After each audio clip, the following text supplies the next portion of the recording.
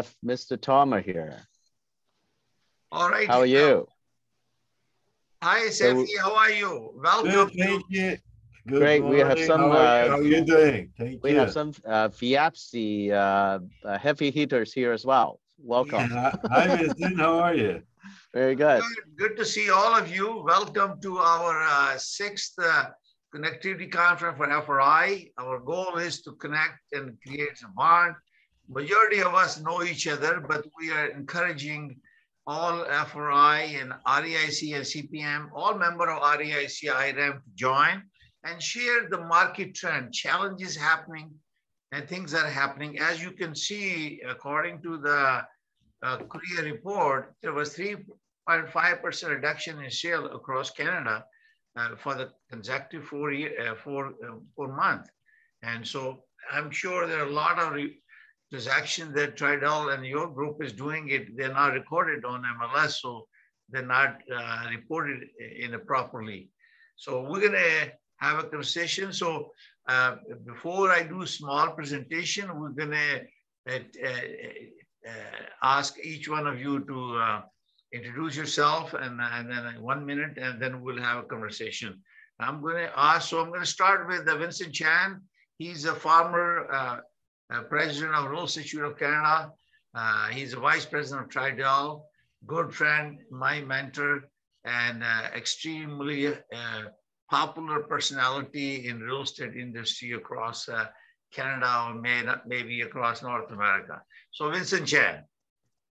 Thank you so much for your kind words. Hi, John. Hi. Nice to virtually meet you. Obviously, Zivi, I know from FIAPSI as well too. We both serve in the Canadian chapter, and my colleague Chili is here as well. Tahir, thank you for the kind words, and you are my mentor. Like I cannot match all the good works you did, not only for CIPS, REIC, and all the community. That is truly an inspiration. And you and I know each other a few years now. You know, your passion to the industry, your passion about your community, it's truly something that I look upon to. So it's the other way I'm your mentee. All right. So a little bit about myself. Winston Chan, I worked for Tridel for the past 27 years, and my first job hopefully will be my last. And then I also are quite passionate about organized real estate. So I participate in the REIC. So I have the privilege to know Tahir there. And then I also participate in FIAPSI. There I met Mr. Tomer there. And of course, Chili been working with me for a long time. In terms of the market, before we started the meeting, and I think I see the market is still quite resilient. The Toronto Real Estate Board, together with Korea, mentioned about a certain figure that yes, the sales are down, but then interestingly, we look at obviously the other figure, the average price and the date on the market. Those are all very, very strong number. Interestingly, our border is not fully open yet. We still be able to see this positive number. And then I'm sure that you heard the narrative in the downtown market that was, you know, the downward trend in the downtown condo market or downtown market as a whole. For this recent months, just pay attention to the rental, and I think it start to see some lives already, multiple offer. And I do believe that we have to pay a little bit more attention to the work from home trend. Are they all work from home? It's set a trend that will be continue. I already see some resurgence of people working in downtown, studying in downtown, associated with downtown too. So after all, Toronto is a major metropolitan city in North America, 7 million people, plus another 1.2 million coming this way in the next 3 years. And amazing job opportunity and education opportunity in the tech sector, finance sector, and then even production house like Netflix has set up an office here too. So, and I think I applauded the work that Tahir and CV do in the international arena, because and I think that this is the wave of the future. The new global is the new local. I'm sure that Tahir already see some results already. I'm going to see a lot of inbound and outbound business moving forward. And it's quite positive for me for the past few months, at least by my observation. Thank you, Vincent. We're going to talk about the detailed market condition. I want all the participants to introduce themselves. So everybody know I am creator of Realty Coffee Talk and creating more connectivity. I associate with REIC and being a fellow FRI and CIPS and other designation. I see the power of connectivity because FRI, you take a lot of pride. You get to meet people like mentor and educator like Vincent Chan and many others, professional. You rub off a lot of talent with them by associating and attending. So I was a director of REIC Toronto chapter for 4 years since I became an FRI. And I continue to participate in the program, but I have some, because I became a director of Mississauga board and chair of education committee. So I'm introducing new programs at the Mississauga chapter and trying to connect FRI, REIC and MRAB to do some things together. So my goal is to connect, the power of connectivity. I'll do a small presentation. So, and we know all of you, I think John, this is the first time I'm meeting with him. Chili, so I'm going to stop here and say, Chili, 1 minute, introduce yourself, what you do and how you do it and how you became FRI, thing like that. And then we will talk about, I do a presentation and then we also do everyone to talk about their market condition in the area. We are FRI, we are the leaders. We need to educate people what's happening in our jurisdiction. So Chili, 1 minute, please. Thank you. Good morning. Good morning, guys. Okay, I'm so happy to join. As I really want to join earlier, but sometimes, okay, I have engaged the meetings and my boss, okay, Professor Chan, okay, will give me all kinds of delegates, okay, to do things. Okay, happy to see you guys. And I became a FRI since year 2018, and that was my goal, okay, for my past 24 years, okay, connected to real estate. And finally, I did it. Okay, thank you to Tahir, thank you to Vincent, thank you to a lot of mentors, okay, in my journey, okay, across my 24 years with real estate and mainly, okay, the pre-construction side, selling brand new condo. So I totally feel and experienced, okay, the power of getting connectivities to all the mentors in the industry and the way how we are going global, okay, and the global becomes local. That is my biggest takeaway from the last a year and a half, okay, when we are kind of locked down, okay, but instead of lockdown, actually, okay, I myself and my company and my team, we actually go out and did a lot of global business, and I think, okay, that will be the way to go. Thanks. Thank you. Sefi, welcome. I'm hoping that very soon you get your designation. I'm with Remax Premier and I'm also, is it frozen? No, your screen is frozen. Okay, is it okay now? Oh, it's okay now. Okay, sorry about that. So I'm with Remax Premier and Remax 18 from Turkey. I do international real estate and also recently elected to Marketing and Networking Secretary of FIAPSI. And we are following the market changing a lot. And I've been involved in global international real estate for a long time. There's so much shift from Germany to Turkey, from Turkey to Canada. There's so much trends are changing. So many new developments are happening. It's different than before. And maybe after introduction, we can talk about all those. Wonderful. Thank you very much, John.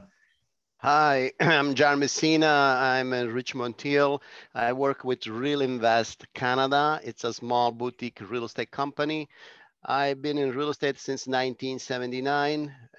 My wife and I, we work together. We do residential and commercial. Lately, in the last 5 years, I've been doing more commercial than residential. The market and commercial is pretty tight in many different assets. I've been selling some industrial development lately. And in the secondary plan, approximately 7 years away for servicing. And there is a huge demand for outside storage, and the municipalities basically are not allowing outside storage.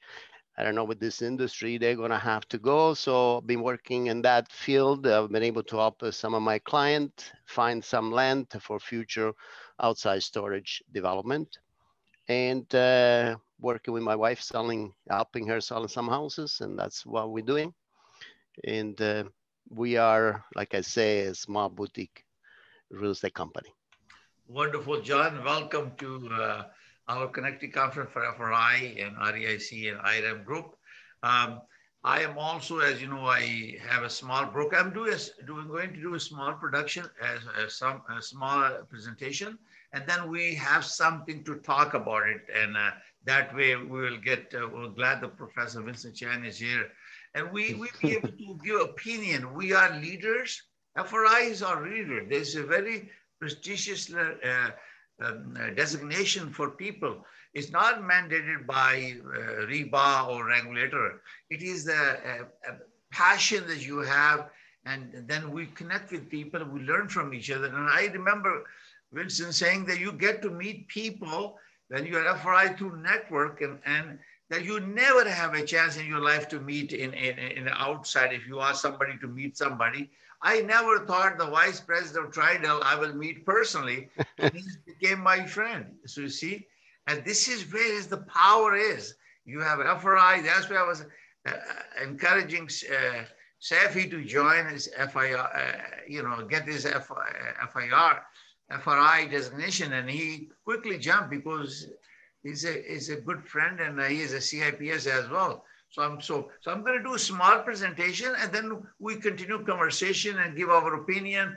So it gives a trend what's going on, because when market changes, Korea has a market data. This is called Home Price Index that give you where the market is going, what would be the value of a home for a consumer, and why they should reach out to realtor or FRI. FRIs are also realtor, so they can help. And because we are educated, I just did a seminar for Mississauga Real Estate Board, is how to achieve success in real estate. You know, many of my students asked for FRI, so I provided information. This because I'm a chair of education committee, so I'm hoping that some of these people will sign up very soon. They don't get scared with paying additional money, but that's what's part of it. You know, you got to spend time and money to get these designations. So I'm going to share the screen and do a small presentation, and then we'll go from here.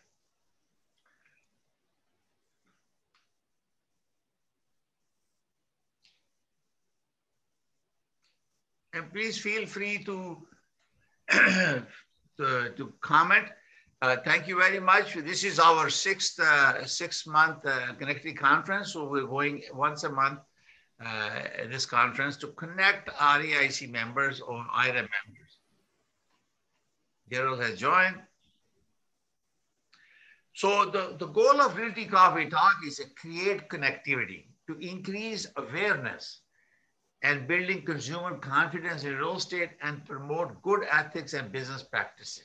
That's the goal of Realty Coffee Talk, and it's growing like mushroom. So now, for us FRI, get to know each other, FRI group, because we make refer to each other and build long-term relationship. So this is the first time that John has joined us. So everybody else, we know each other. We have built relations. So Gerald, welcome. Hello, everybody. Hi. Okay, so the word is in your hand. This is a FRI, and FRI is a powerful designation that have a network of real estate professionals across Canada. only available to REIC members since 1955. I was born in 53, so 2 years, 2 years after my birth. So how long this is? I'm 68 years old. So imagine that the knowledge and experience, the credibility that comes with the institute and also with designation. So my goal is to ignite the spirit of connectivity. I want to connect more FRIs to each other so we do business. Recently, I did a referral to some agent in Nova Scotia. I couldn't find any FRI in that area. So I did make a referral to somebody is very in the Cove area, and she's going to hopefully join FRI REIC group.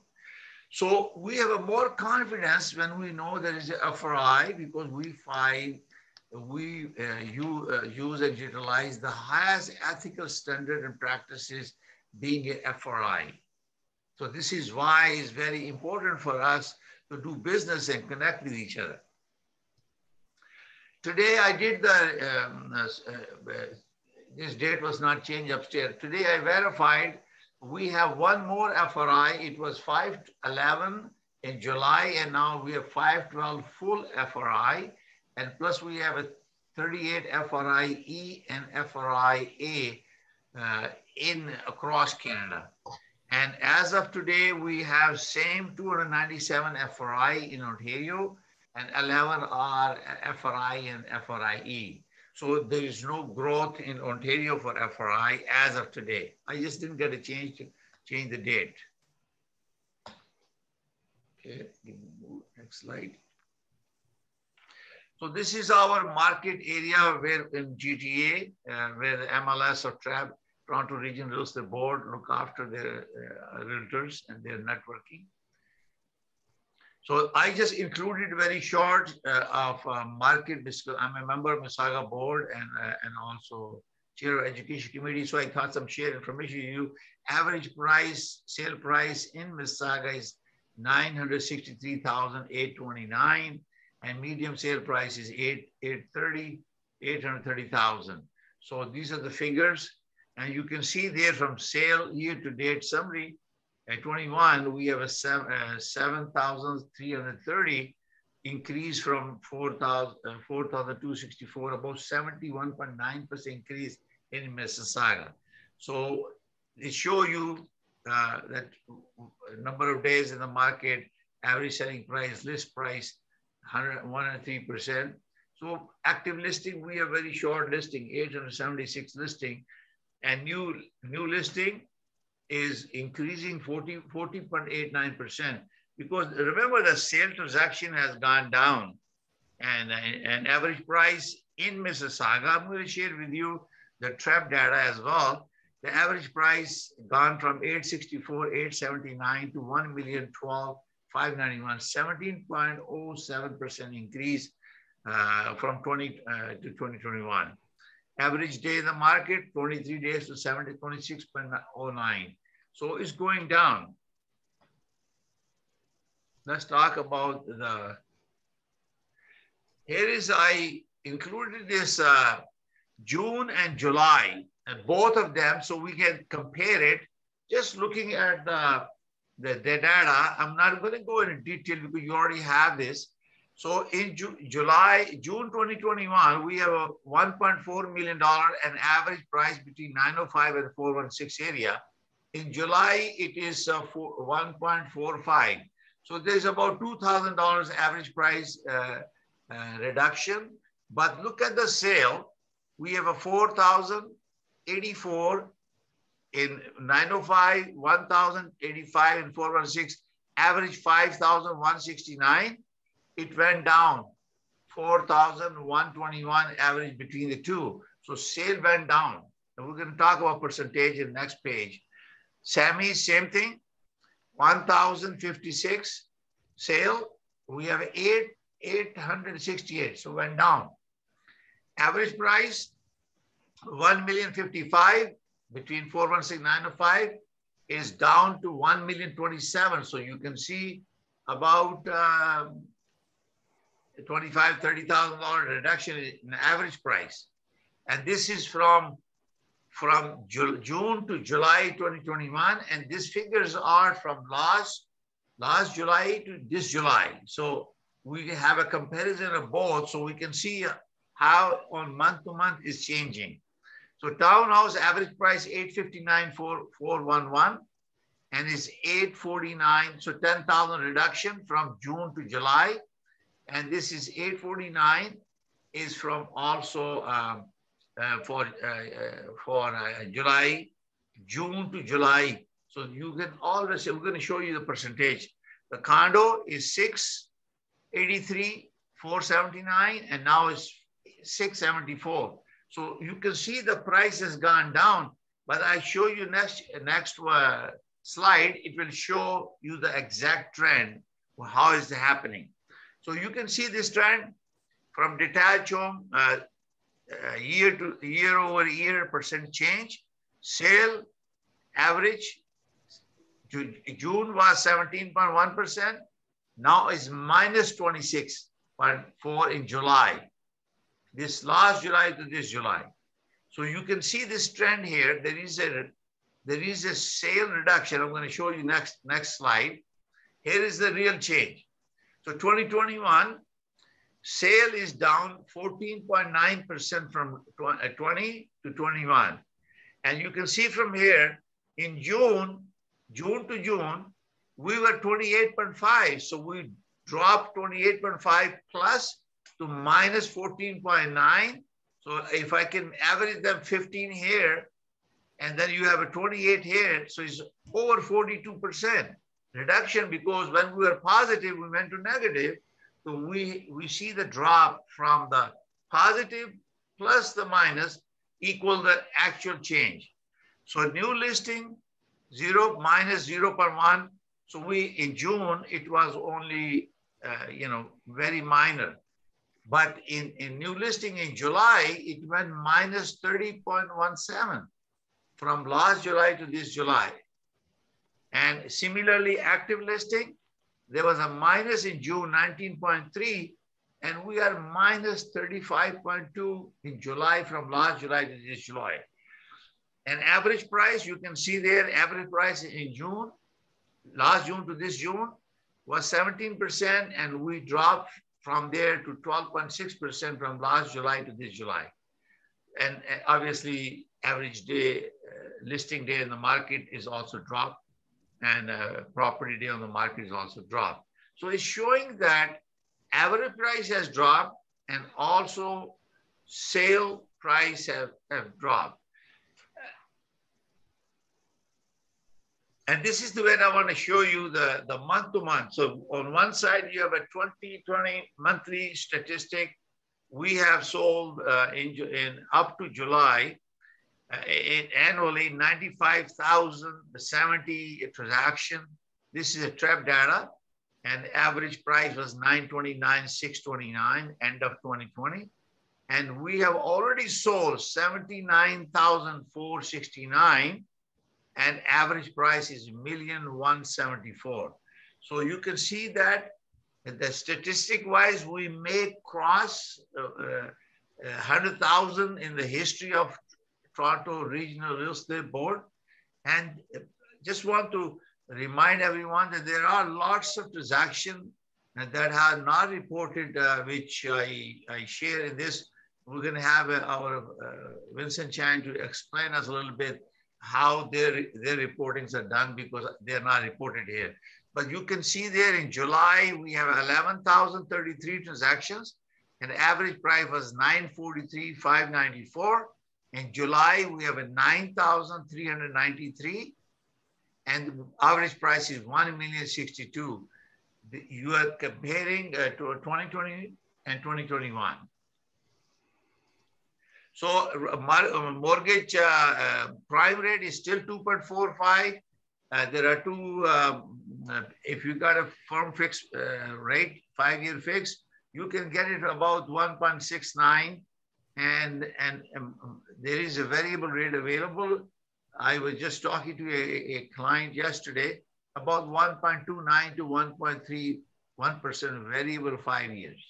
So that's still a good position where people are able to afford and get the mortgage. This is about me, and let's move on. And we have 8 chapters: Edmonton, British Columbia, Calgary, Toronto, Ottawa, Manitoba, Quebec, and Nova Scotia, and also our national office. So we're going to talk about chapter activities. We're going to talk everybody who's available. So thank you very much. Our next meeting will be on September 22nd at the same time. So I'm going to stop the share. So I'm going to start with our Vincent. Is he still there, Vincent? Yes. Okay. Can you tell us what you heard? Hi, Gerald. Hi, Gerald. Before we do that, I think we're going to ask Gerald to introduce himself for 1 minute. Then we'll start the circle and communicating with everybody. Gerald. Thank you, Tahir, and thank you, everybody. So yes, my name is Gerald Tostawarek, and I'm in Edmonton, Alberta. And I'm with Century 21 Urban Realty, but I do mainly commercial real estate. And that's me. Thank you very much. So Vincent, what do you think about this trends that's going on, that transactions are going down and average price is going down? And obviously the condo market is not much reported because you do lots of sale, which is a private sale, and it's not on MLS. So what do you think about this? Yeah, I think as I alluded to earlier too, a seasonal reporting sometime may be meaningful, sometime it may not. Like say, first and foremost, when Korea reporting or media reporting the downward trend, and then don't forget we had a pinnacle month back in March that was kind of break all sort of records too. And then if you think about the summertime too, always been slowed down a little bit too. So like the cool down, to me, it's normal. More important is to take a look at the sale price. The sale price is actually doing the upward trend. Now, obviously, when I commented, I actually commented on the GTA market. In terms of the condo side too, we don't have the most up-to-date report, but then I can share with you too, we are already going back to the pre-pandemic level. In the pandemic level, we may have 0 to 6 launch. And as a matter of fact, we are kind of surprised. We kind of expected to be a new launch for pre-construction condo, but then Toronto is still defying other prediction that we still managed to launch 6 projects collectively in the industry. And fast forward to now, we have 35 active and then 10 more coming. And we are going back to the pre-pandemic level. People are eager. As I mentioned before, that the purchasing demand dynamic is still there. Supply is still the challenge. I know this. The election is coming in. When we actually pay attention to the housing initiative or the patch, we have to be careful as well too. And I think that will be a very good opportunity for us as an industry to kind of pledge our case. And I think no matter what type of policy, physical policy, micro, macro, it's all come down to the supply issue, and it's quite loud and clear in our industry. The demand dynamic is still quite strong, and maybe Gerald can share with us about like in what's happening in the West Coast. But I'm sure that Sevi agrees with me here locally in Ontario. We are bracing for a very, very robust market upcoming.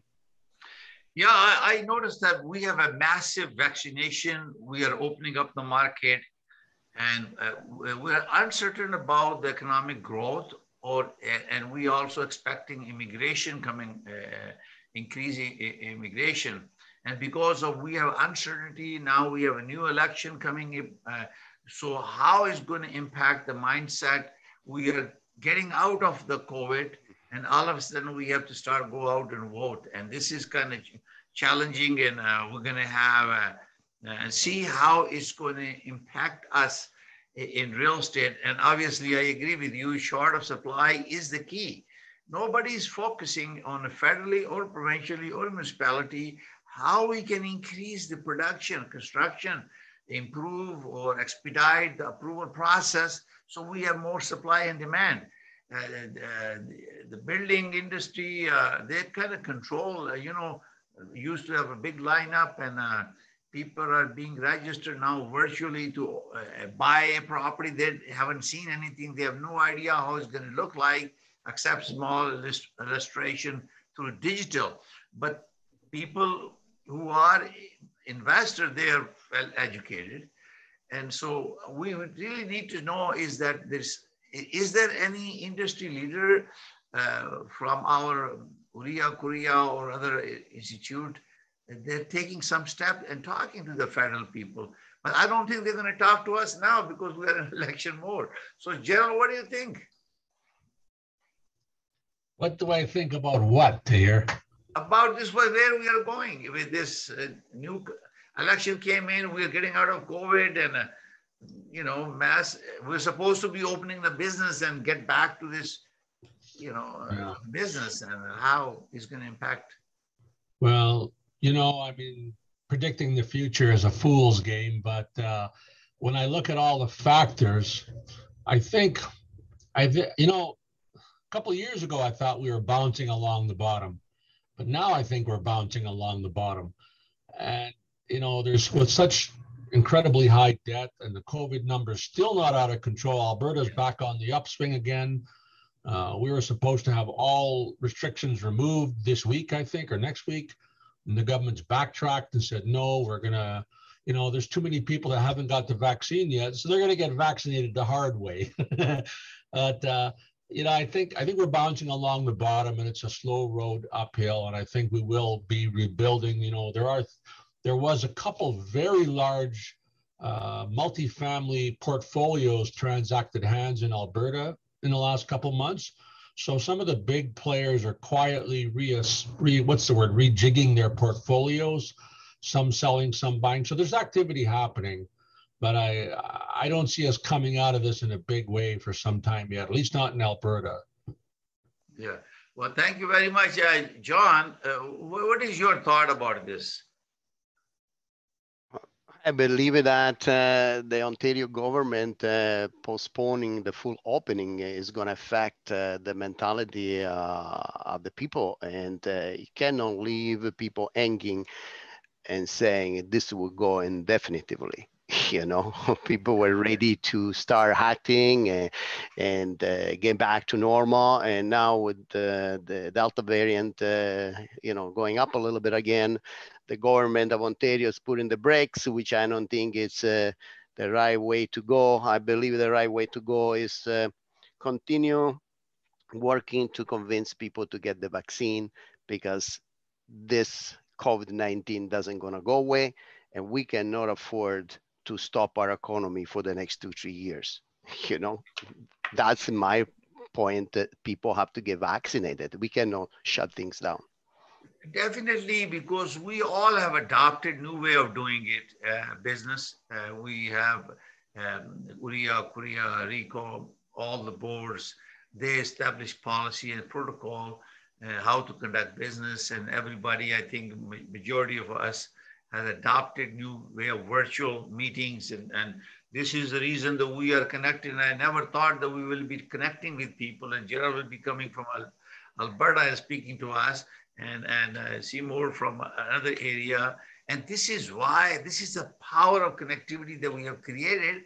And therefore, I think the government has to learn, and as long as they keep educating and pushing people to get the vaccination, and so it become a norm of handling in this such a very sensitive and serious environment where our enemy is not visible, is only in the air, and nobody knows when somebody can be contaminated.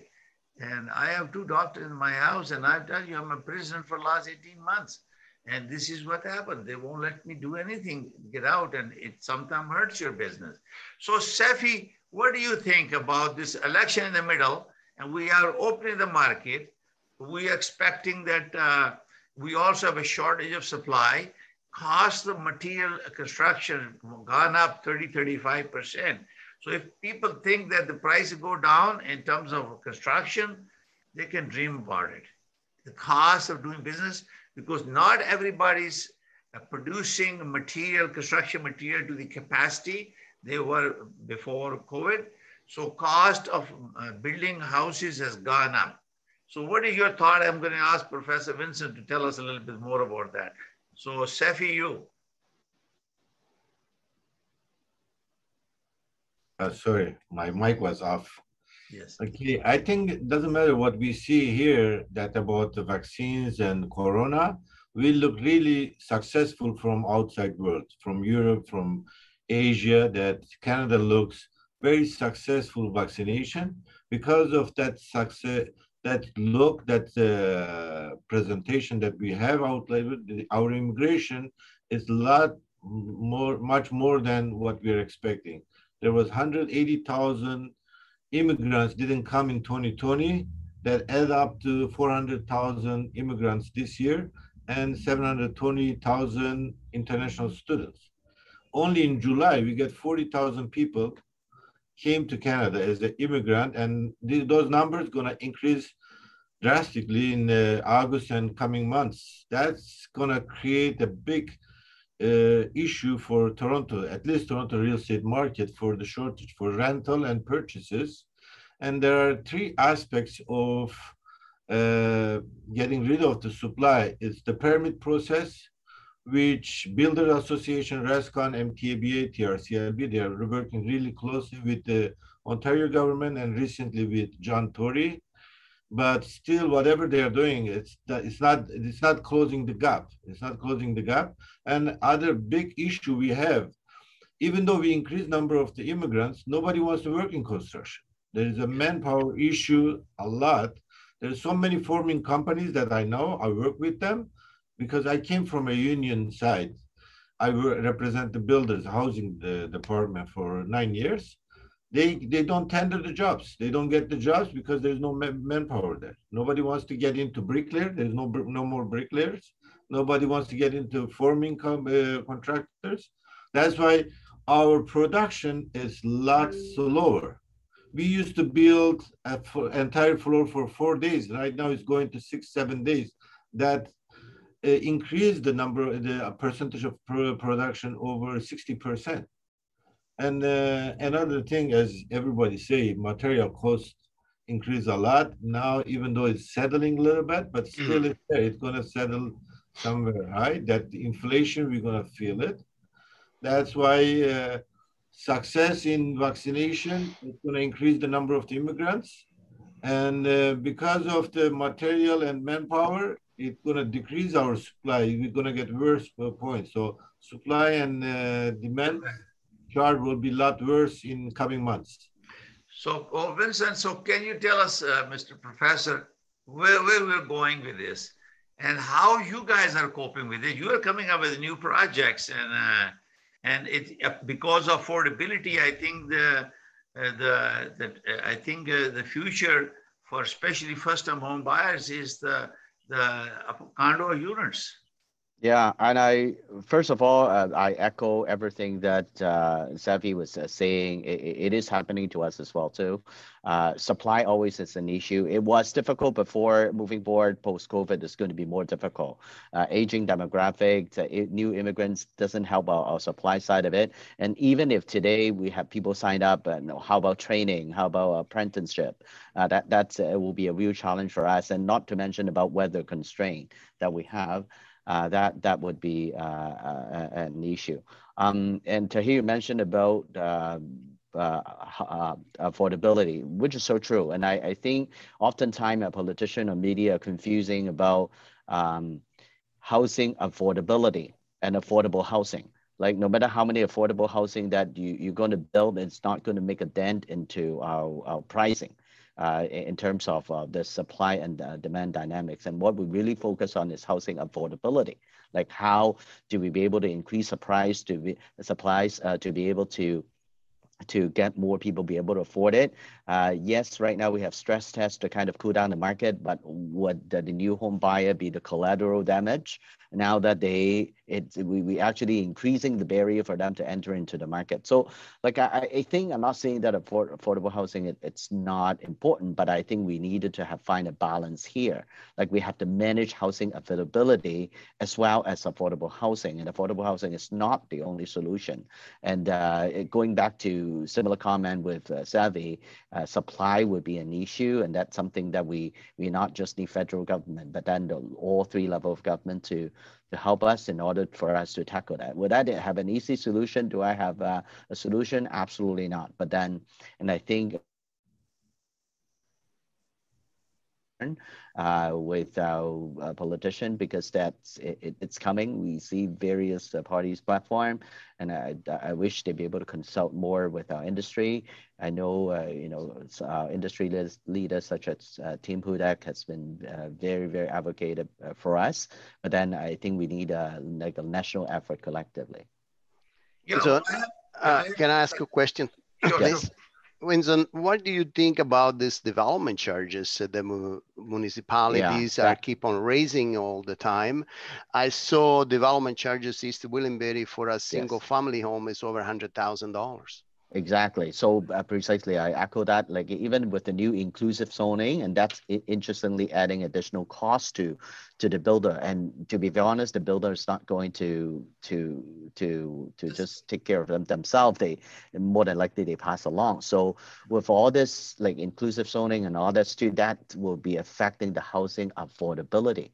And yes, we may add in some affordable housing within the community with the mandate, but then we have to really understand the balance. And to your point, John, yes, I do feel bad for the new developmental charge, and like my daughter would not be able to afford like we used to do.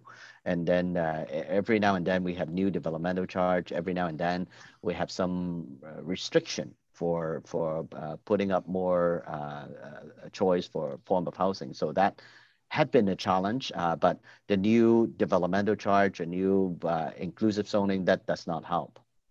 Yeah, as if you remember that I spoke about it, there are issues with the infrastructure deficit in the cities. Yes. I did a presentation to Mayor Bonnie Crombie, who became first-time mayor. At that time, there was $19 million infrastructure deficit in the city of Mississauga. I was shocked that recently they started looking into possibility of increasing additional land transfer tax, just like GTA Toronto. And their deficit is 3.5 billion. Yes. How can this increase in 7 years from 90 million to 3.5 billion? So I started a sort of a conversation on Realty Coffee Talk on TV, and dialogue is coming up. There was a lot of presentation. So if the city is getting older now, Mississauga is more than close to 50 or 45 years, between 45 and they need to rebuild those roads and bridges and other facilities that are being provided. If they don't take care of them, it's going to cost them more money. So what is the source of funding for those infrastructure projects? They're going to come back to us. They were proposing in their Ernst & Young report, the $45 for every car that is there, extra $45. So they kind of created, still they were less than $100 million a year, whereas they have a deficit of 3.5 billion infrastructure. So that is why I think the development charges that you're mentioning, John and Vincent and Safi, is the reason that they are hungry for the revenue. I know, but in the meantime, they're talking about affordable housing. How can we come up with affordable housing when the cost of construction goes up? Absolutely. Cost of land goes up. The time frame to develop a parcel of land is so much red tape involved. How can a builder come to market with a product that is affordable? What does it mean affordable? Yeah, John, this is what we 100,000. This is what we are dealing with every day. Like honestly, like in terms of the builder profitability, if it took it to an average performance, 10 to 15%. So like if it is not profitable, we just remove the supply, right? Like or we just hold on to land and do something else. And I think that's I think that I hear some of the confusion all the time with the media and then politician. Like to your point, John, yes, affordable housing does not equal housing affordability. And I think it's affordability we need to tackle a little bit more and how to increase the supply collectively. Perhaps relieve the zoning a little bit too. I think builder really wanted to contribute, but reasonably, with reasonable amount of restriction, with reasonable amount of contribution. Everyone wanted to contribute where we built, and I think that it's a given. But then, to I said earlier, we need to really find a balance to have that. Now, one of the ways that we can see the increase of the supply in our tight market, it's perhaps relieve the zoning a bit too. Now, it may not be new development, perhaps a secondary home, a laneway home, and then relieve the zoning that, you know, a mid-rise type building that we be able to build a little bit more density within that too. Those are a subtle way to kind of increase the supply. But here, especially in our city, there's basically two things, like, you know, affordable housing, and then you know, high rise. There's a lot of missing middle. That there was a lot of things that we can do in between. That, like, you know, major city like New York, LA, that be able to have this relief to put in the zoning a little bit too. And honestly, post COVID, and I think people would be more focus on housing. That's not something that is going away anytime soon. Our home is now our office. Our home is now our resort, and obviously home for family. And then people will be more focused towards that. And that's is a little bit positive, but then we have to find a way to supply that. But right now, if I put in a new condo downtown too, you're looking at $1,500 a foot. Not many opportunity under $1,000 a foot too. And to John's point, so how am I talking about affordability, right? So it is a complex issue. I wish I'd be able to solve it, but then I think awareness is key for our members, and it's time to make the clarity. Yeah, I think this is very important point, Vincent, you raised, and we need also to reach out these candidates who are coming with a platform on behalf of the party, what they're going to do, because I think the Prime Minister Justin Trudeau had a $10 billion affordability national program, and I remember MP Ikra Kala was on one of my shows, and she explained what they're doing. If something happens, change of government, or are they going to change? This is a fear or concern we have. If they're going to stop the flow of cash, because our debt, federal debt is gone beyond $1 trillion because of this COVID. And I do not see a concrete strategy or program to bring our industry, including real estate, to a positive territory. Choosing investment that has a more better investment, return on investment.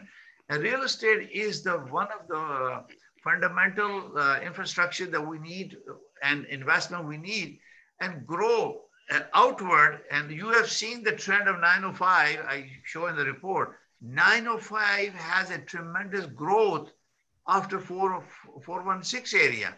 So I'm hoping that a builder like Tridel will think of investing and building bigger project in a smaller city on a 401 corridor, and then it will put a little less pressure on the city. And obviously Toronto is the financial hub of the world for us, and they're going to continue to 50% of the immigrants stays in Toronto, and we're going to continue to have this challenge with affordable housing. Rental, there is a bidding war going on renting the condo units in Toronto and GTA 905 area. So I'm going to take this opportunity to thank every one of you. And before we leave, give one message, thought for today for each of your area. And so people remember that they're watching FRI Connectivity Conference. We're a member of Realty Institute of Canada. If you're a realtor thinking about joining Realty Institute of Canada and becoming a fellow of Realty Institute of Canada, please visit reic.ca and you can download information and sign up. And we are there to help you. You can call any one of us if you want to become an FRI. So I'm going to start with John. Final word, just to say message and leave your name and number. So in case somebody needs you in your area, they can reach out to you for business. John. Thank you. Thank you. Nice meeting everybody today. Again, I'm in Richmond, TL with Real Invest Canada. My direct number is 416-452-2430. My wife and I, we sell residential and commercial. I sell mostly residential. So reach out if you want to talk. I'll be more than happy to talk to you. Thank you, Gerald. Thank you, Tahir, very much for putting these on. My name is Gerald Tosta-Warwick. I'm in beautiful Edmonton, Alberta, Canada. And my phone number, my direct line is 780-887-3709. And I do mostly commercial and then residential. Thank you. Thank you, Gerald. Sefi? Hi, my name is Seyfi Tomar. I'm from Vaughan, Ontario. Also, I do real estate in Turkey.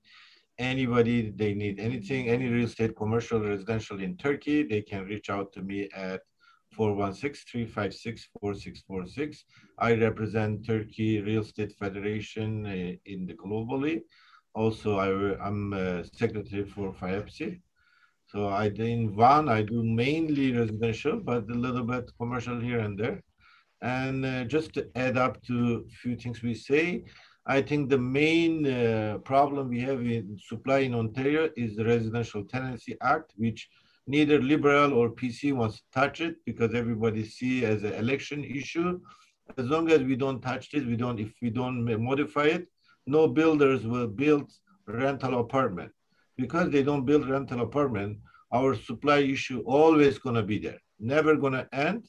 And another thing, our major roads, all those attached mix usage, because they're attached, builders cannot build high density apartments. Okay, It looks like a third world country, it will never end. That's a big issue. Okay.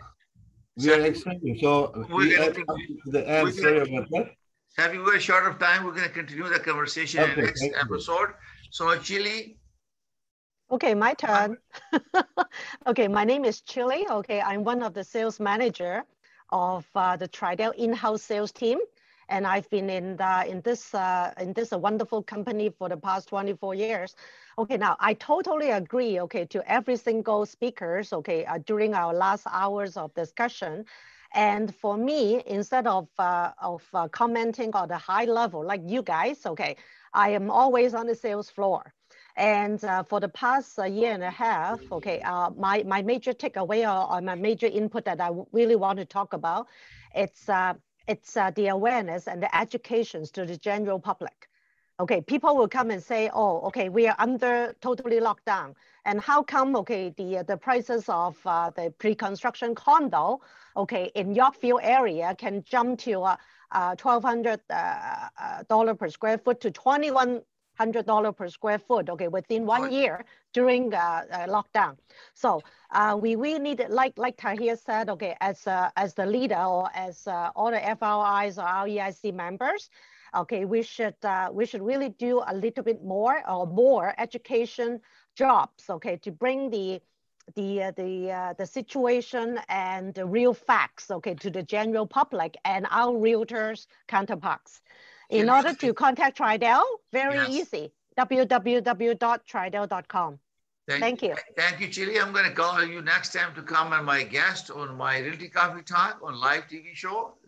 More than 100,000 people are watching it, a show, and 9 million a month watching my show. So I'm going to invite you to come and with Vincent to have a chat about Tridel, how everything is happening. So Vincent, last minute. So Great, great conversation. I echo what Chili is saying to education, networking is key, awareness is key. And thank you, Tahir, for providing us amazing networking opportunity. My contact information, obviously, Tridel.com, you can reach out to us or anyone who's interested in buying a Tridel condo. Here is the 4 expert here, Tahir, John, Zevi, and even Gerald. Then reach out to the real estate professional. They can give you the best advice.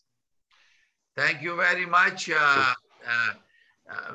Viewers, thank you very much for watching our conference for FRI, and we hope that you like it. If you have any comments, please, this program will be uploaded on YouTube and it will be shared on REIC network as well as our FRI network and Realty Coffee Talk. Please and make any suggestion, any topic you want to discuss. We will be more than happy to invite you to come and get answer for your questions. And thank you again on behalf of Realty Coffee Talk. I'm a broker of record for City Realty. I have a small brokerage. My wife and my daughter both are working with me, and we deal with residential, commercial in GTA. We travel across Ontario. So look forward. If you ever have any question, you can call me 416-451-3489 or my office number 905-785-9923. Thank you very much for watching. I really appreciate all of you joining and wish you all the best. We'll see you next episode in September, and you should be invited and we'll talk. Thank you very much. May God bless you. Goodbye. Thank Goodbye. you. Thank you. Bye. Really appreciate that. May God bless you all. God bless Canada. Bye. Thank you. Bye for now. Bye. Bye. See you, everyone.